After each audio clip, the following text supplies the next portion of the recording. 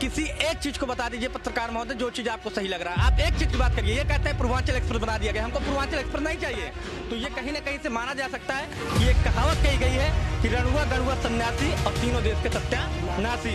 अगर सपा न लड़ती इस विधानसभा में तो आप किसको वोट करते, ये बताइए। मैं बीजेपी तो वोट नहीं करता। तो किसको करते, ये बताइए। दूसरा कर देता, लेकिन मैं बीजेपी को वोट नहीं करता।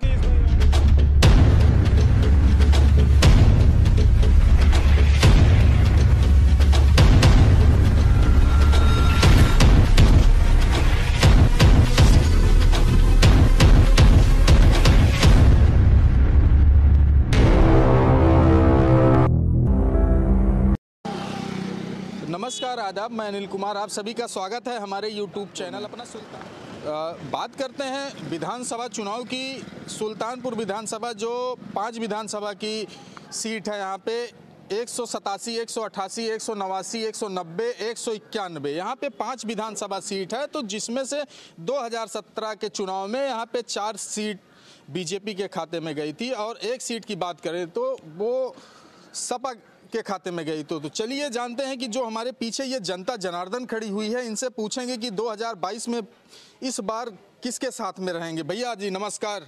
नमस्कार। क्या नाम है भैया आपका? मेरा नाम राम प्रकाश प्रजापति है जी। यहाँ पूर्व क्षेत्र पंचायत सदस्य भी हूँ। जनता तो इस समय इस सरकार में इतनी परेशान है कि हम क्या बताएं। सिर्फ इसमें कागज में ही काम होता है और ज़मीनी स्तर पर कोई काम नहीं हो रहा है। इसके पहले जो है बहुत बढ़िया अखिलेश यादव जी यहाँ के सीएम थे, उन्होंने बहुत अच्छा काम किया, उन्होंने जनता संतुष्ट थी। रह गया 2022 का, सुल्तानपुर में बदलाव होने जा रहा है। 5 की 5 विधानसभा सीट सुल्तानपुर की सपा के खाते में जाएगी, ये जनता का बात है। रह गया बीजेपी के हाथ पत्ता की बार साफ है, ये सिर्फ जो है हवाई है इनका। तो कैसे अभी आप एक लोग टैग चला रहे थे कि वोट नहीं तो रोड नहीं तो वोट नहीं, तो इस पे आप कैसे कहेंगे कि हम जो है कटका से मायंग जाने वाली रोड आज 3 साल से इतनी बेकार है कि इस पे जो लोग गुजरते हैं वो समझ लीजिए कि नई ज़िंदगी पाते हैं। ये मानिए हमारे विधायक सूर्यभान सिंह जो भाजपा से विधायक है यहाँ पे, उनके कार्यकाल में ये रोड का हाल है।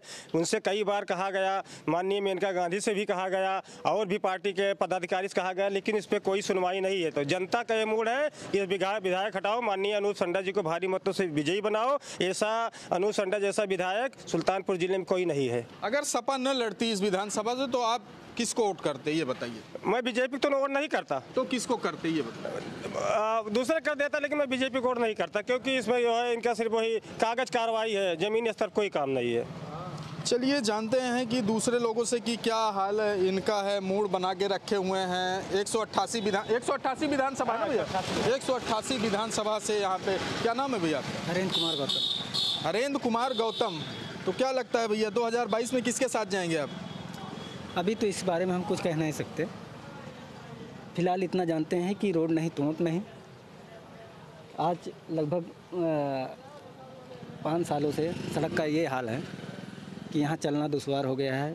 थोड़ी सी बूंदाबांदी हो जाती है तब बच्चे कोचिंग जाते हैं, बड़े बुजुर्ग सब जाते हैं। जब विकास की बात करते हैं तो जब आप अपना प्रतिनिधि चुनेंगे तब तो आप विकास कराएंगे, उससे मांग करेंगे। तो क्या लगता है कि प्रतिनिधि कोई रहेगा इस समय की? अभी तो सारी सीटें क्लियर नहीं हुई हैं, इस बारे में हम अभी कुछ कह नहीं सकते फिलहाल। और देखिए 2 सीट क्लियर हो गई है। सपा से मानिए अनूप संडा जी और बसपा से मानिए DS मिश्रा जी। तो क्या लगता है कि ये दोनों की कांटे की टक्कर रहेगी कि तीसरा कोई? नहीं, कांटे की टक्कर रहेगी, क्योंकि अनूप संडा जी पूर्व विधायक रह चुके हैं 2 बार, और उनमें जो है कांटे की टक्कर रहेगी DS मिश्रा से। और रही बीजेपी की बात, तो अभी तो उनकी सीटें क्लियर भी नहीं है और फिलहाल जनता उनसे रुष्ट है इस समय।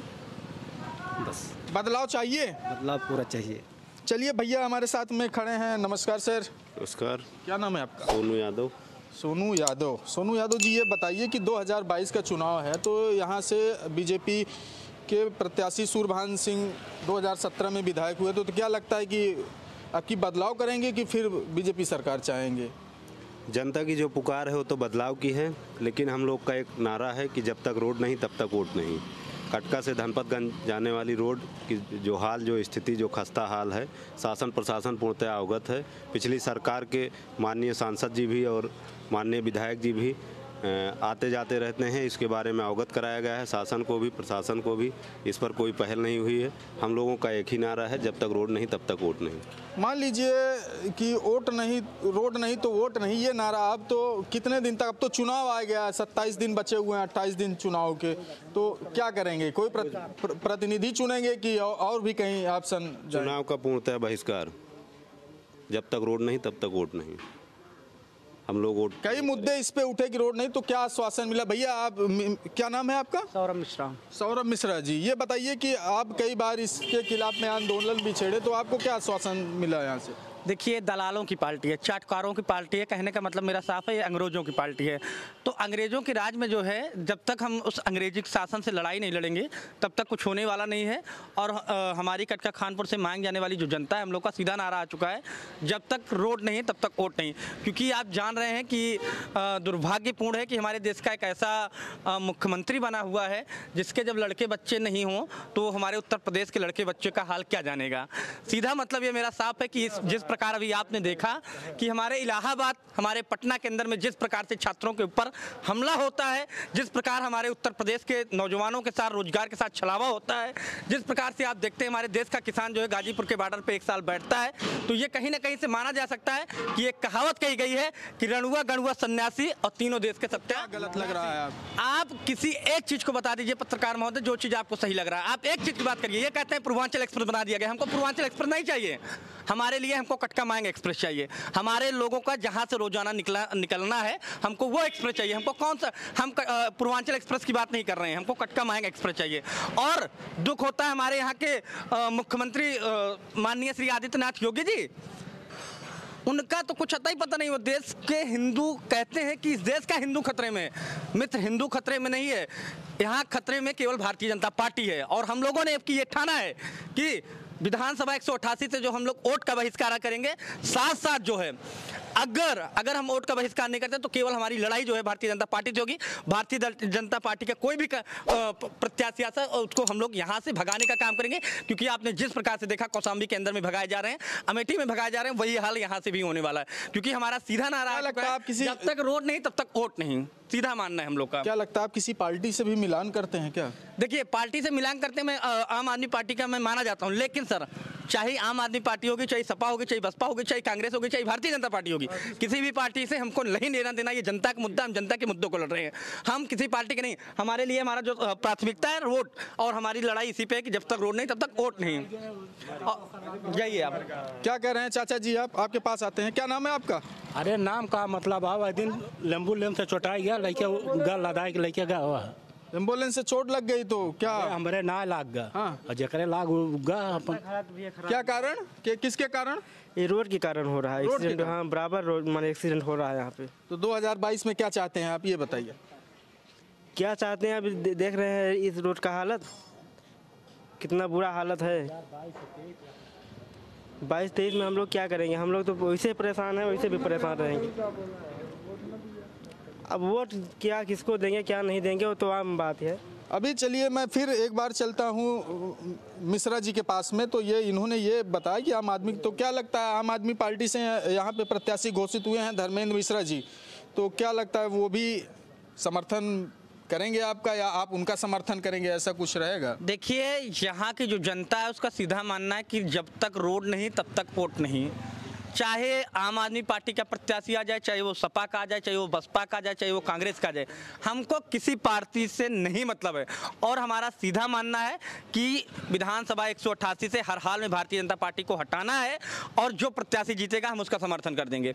मैं आम आदमी पार्टी से, वो बात सही है, लेकिन मेरा सीधा मानना है कि ये जो सरकार बैठी हुई, तानाशाही हिटलर साथ सरकार बैठी हुई, इस सरकार को जड़ से उखाड़ के फेंकना है। क्योंकि आप जानते हैं कि प्यासे के आगे समंदर हार जाएगा, प्यासे के आगे समंदर हार जाएगा, और मुझे मालूम था एक दिन सिकंदर हार जाएगा। ये हाल होने जा रहा है, ये हार से हताश हो चुके हैं, इसलिए हर प्रकार से दल्ली वाली राजनीति करने चाह रहे हैं। अरे जनता कहती है कि फ्री राशन मिल रहा है, 2000 किसान सम्मान निधि मिल रहा है, महिलाओं को लॉकडाउन में 500 रुपये मिला, तो इस पे आप क्या कहेंगे?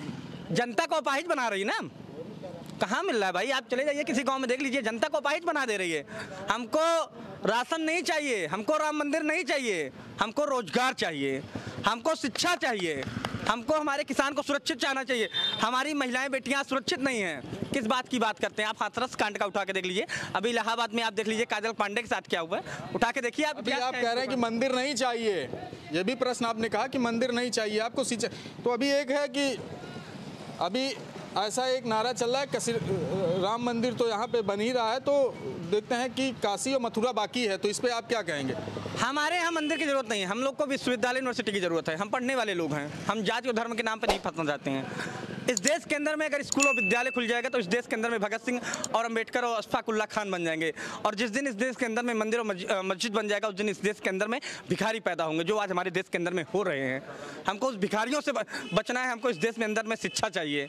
हमारे यहाँ के जो छात्र, नौजवान हैं, किसान हैं, जो आज दर दर की ठोकर खा रहे हैं, जो अपने सवाल को नहीं, बुनियादी सवाल को उठा पा रहे हैं, ये हमारे देश का दुर्भाग्य है। हमारे देश को हम लोगों को जो 1000 रुपये दे रही सरकार, तो हमसे 5000 रुपये निकाल ले रही है। आप देखिए इस चीज़ का रेशियो निकाल के देखिए। आज तेल के ऊपर क्या स्थिति हो चुकी है, आज राशन की स्थिति में क्या स्थिति हो चुकी है, आज गैस की क्या स्थिति हो चुकी है। आप आंकड़ा उठा के देखिए हर सरकारों में। ये केवल जुमलेबाजों की सरकार है, केवल कागजों पे लिख के काम करती है, बाकी जमीनिया की जरूर है। कोरोना से जैसे चलिए देखते हैं, ये हमारे साथ में सौरभ मिश्रा थे और तमाम लोग एक ग्रामीण है, गांव का नाम है बहिरा तारा कटका खानपुर। तो ये यहाँ की जनता है, इनका ये मानना है कि जब तक हमें यहाँ रोड नहीं मिलेगा तब तक मैं वोट का बहिष्कार करता हूँ। देखते हैं अगले एपिसोड में। कैमरामैन शुभम के साथ मैं अनिल कुमार।